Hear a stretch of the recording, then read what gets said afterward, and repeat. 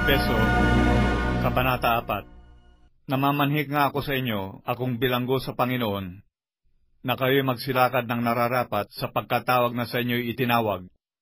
ng buong kapakumbabaan at kaamuan, na may pagpapahinuhod, na mga batahang kayo sa pag-ibig,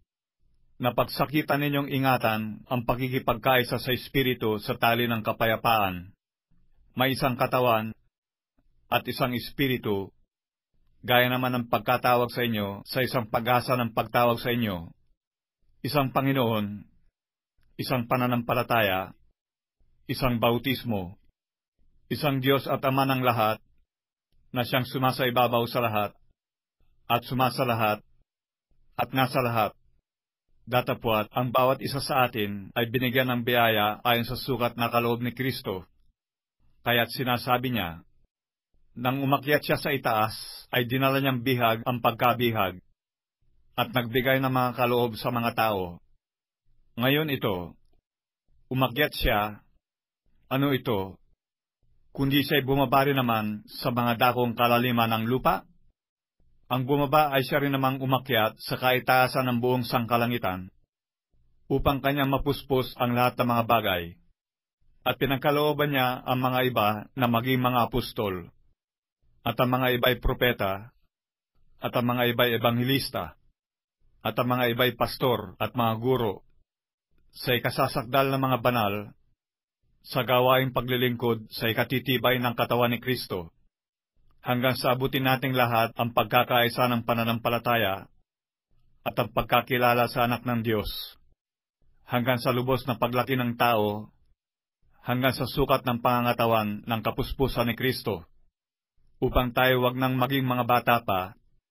na napapahapay dito't doon at dinadala sa magkabi-kabila ng lahat na hangin ng aral, sa pamamagitan ng mga daya ng mga tao, sa katusuhan, ayon sa mga lalang ng kamalian, kundi sa pagsasalita ng katotohanan na may pag-ibig, ay mangagsilaki sa lahat ng mga bagay sa Kanya, na siyang Pangulo sa mga tuwid bagay si Kristo, na dahil sa Kanya'y ang buong katawan na nakalapat na mabuti at nagkakalakip sa pamamagitan ng tulong ng bawat kasukasuan, ayon sa paggawang nauukol sa bawat iba't ibang sangkap, ay nagpapalaki sa katawan sa ikatitibay ng kanyang sarili sa pag-ibig. Ito nga ang sinasabi ko, at sinasaksihan sa Panginoon, na kayo hindi nagsisilakad pa na gaya naman ng lakad ng mga hintil, sa pagpapalalo sa kanilang pag-iisip, na sa kadiliman ng kanilang pag-iisip ay nangahiwalay sa buhay ng Diyos, dahil sa kahangalang nasa kanila, dahil sa pagmamatigas ng kanilang puso, na sila sa di pagkaramdam ng kahihiyan ay napahikayat sa kalibugan, upang kalakalin ang lahat ng karumihan ng buong kasakiman.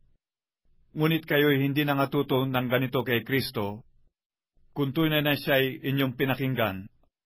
at kayo'y tinuruan sa Kanya, gaya ng katotohanan na kay Jesus, at inyong iwan, tungkol sa paraan ng inyong pamumuhay na nakaraan, ang dating pagkatao, na sumama ng sumama ayon sa mga kahalayan ng pagdaraya, at kayo'y nangagbago sa espiritu ng inyong pag-iisip,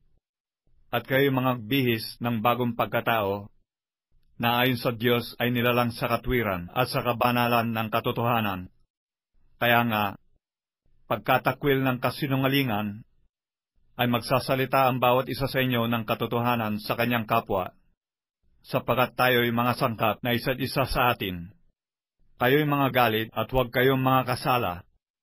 Huwag lumubog ang araw sa inyong galit, ni bigyan daan man ang diablo. Ang nagnanakaw ay huwag nang magnakaw pa, bagkus magpagal, na igawa ang kanyang mga kamay ng mabuting bagay, upang siya'y maibigay sa nangangailangan. Anumang salitang mahalay ay huwag lumabas sa inyong bibig, kundi ang mabuting ikatitibay ayon sa pangangailangan, upang makinabang ng biyaya ang mga nagsisipakinig, at huwag ninyong pighatiin ang Espiritu Santo ng Diyos,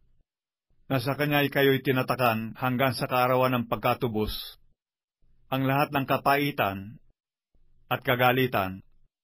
at pagkakaalit, at kadaldalan, at panglilibak ay mga alis nawa sa inyo, pati ng lahat ng masasamang akala, at magmagandang loob kayo sa isa't isa,